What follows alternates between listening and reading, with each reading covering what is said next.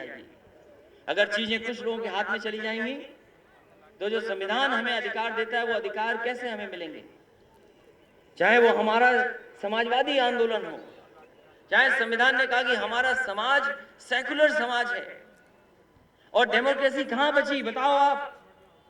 ये तो आप ज्यादा आ गए, संख्या ज्यादा है इसलिए पुलिस लाठी नहीं उठा पा रही है, और अगर एक दो होते तो बताओ कितनी लाठी पड़ रही होती आपको। और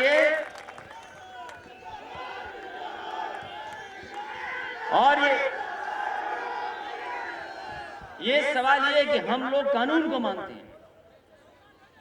ये कानून को हम लोग इसलिए मानते हैं कि हमें संविधान पर भरोसा है, हम लोग संविधान के तहत चलना चाहते हैं, लेकिन ये सरकार नहीं परवाह कर रही।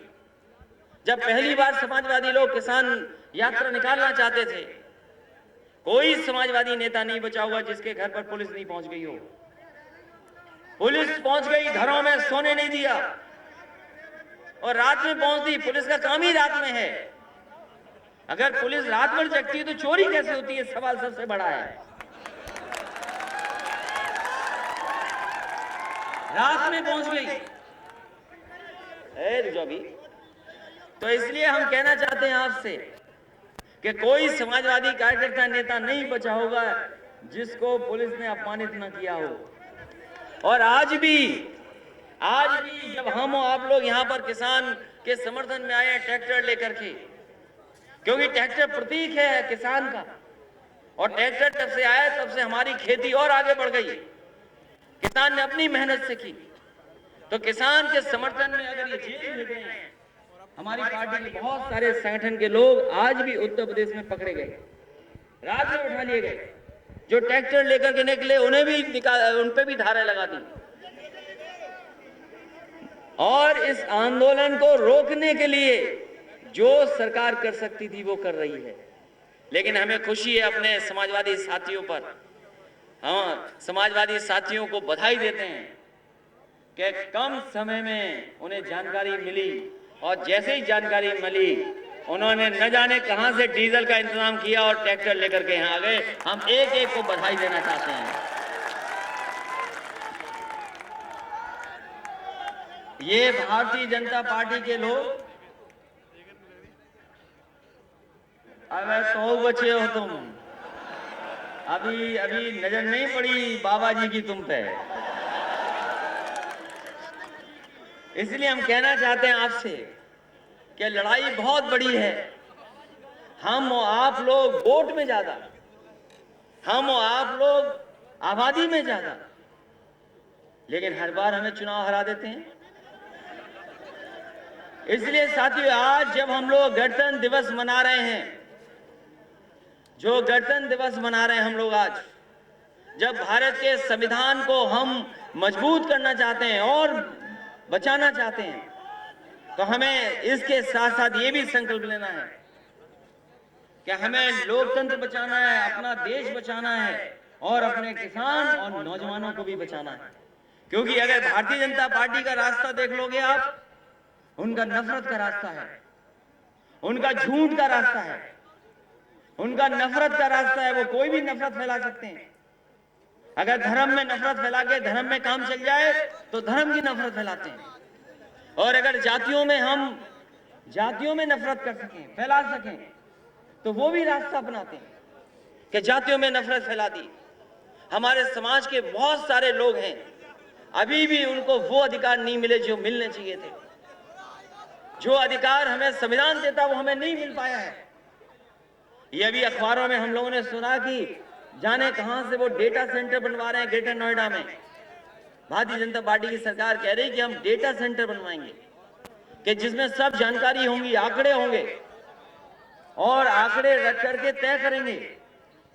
वो डेटा सेंटर बनाना चाहते हैं, लेकिन हम आपको भरोसा दिलाते हैं कि समाजवादी सरकार आएगी तो जातियों की जनगणना कर करके इसी एक्सप्रेसवे पे कहीं ना कहीं डेटा सेंटर बनाने का काम समाजवादी लोग करेंगे। क्योंकि जब तक आबादी न गिनी जाए कौन कितना है, उसको कैसे हम अधिकार देंगे, कैसे हम उसको जोड़ पाएंगे, हम संसाधन उन तक कैसे पहुंचाएंगे। इसलिए हमारी जिम्मेदारी है सबकी। जहां तक सवाल आजादी के इतने दिनों के बाद भी बहुत सी चीजों में हम पीछे हैं। अगर हम उत्तर प्रदेश को देखें तो हर चीज में पीछे हैं हम लोग। भूखे के आंकड़ों में हम पीछे हैं, तमाम हमारी शिक्षा के क्षेत्र में हम पीछे हैं, नौकरी और रोजगार के क्षेत्र में हम लोग हैं ही नहीं कहीं।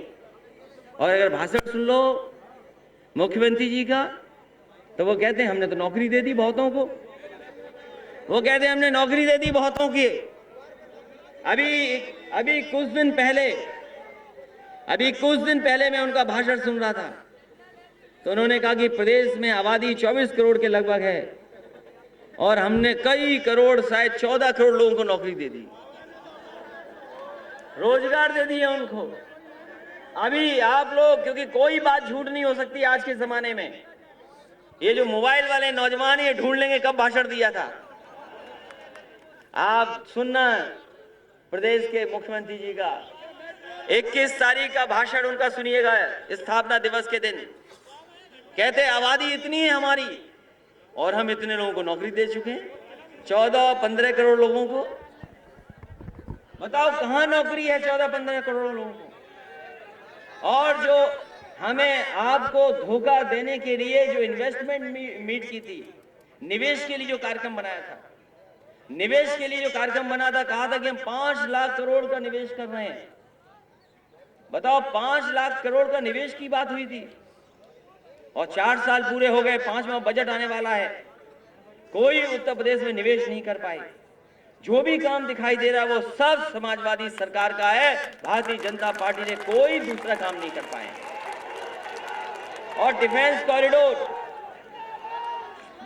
कॉरिडोर आज ही अखबार में पढ़ा होगा कि जिनने एमओयू किया था डिफेंस कॉरिडोर को लेकर के, जो कागजी किया था, जो कागजी था उनका, कागज में केवल संख्याएं लिख ली गई थी। डिफेंस को लेकर के न जाने कितने एमओयू हुए। जो एमओयू हुए, अभी सुनने में आया कि कई कंपनी जिन्होंने एमओयू किए थे उन्होंने एमओयू वापस ले लिए और इटावा से, आसपास मैनपुरी से, और हमारे आपके जो मुख्यमंत्री हैं न जाने कितनी नफरत करते हैं। ये सिर्फ इटावा वालों से, मैनपुरी वालों से, फिरोजाबाद वालों से अलग तरह का प्रेम है उनके ऊपर, हम लोगों पर। और जब उनकी कार्रवाई हम लोग देखते हैं उत्तर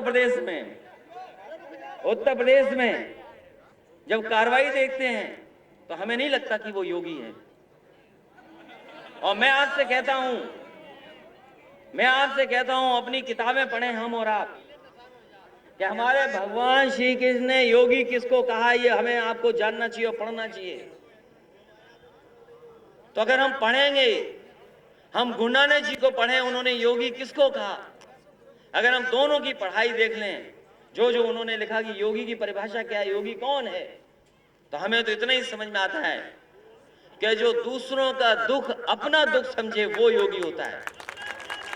तो बताओ क्या आपके मुख्यमंत्री जी योगी हैं? क्या आपका, हमारा, किसानों का, नौजवानों का दुख और तकलीफ क्या समझ सकते हैं? तो योगी नहीं है ये।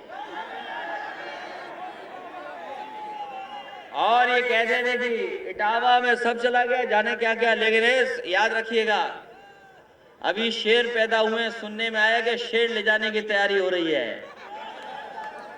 इटावा के शेर कहां जाएंगे? सुनने में आया लाइन सफारी में कुछ शेर हुए पैदा, उनको ले जाने की तैयारी है। इसलिए सोचिए आपका काम है, इनके पास क्या काम किया इन्होंने? केवल नाम बदल दिया, रंग बदल दिया, और इटावा को उन्होंने कभी देखा ही नहीं। और देखा होता तो वो बुंदेलखंड एक्सप्रेस आगे इटावा में कैसे जुड़ जाता, ये बताओ। उन्होंने तो कहा था कि हम झांसी से दिल्ली बनाएंगे, हमारे मुख्यमंत्री जी को नक्शा ही नहीं पता था।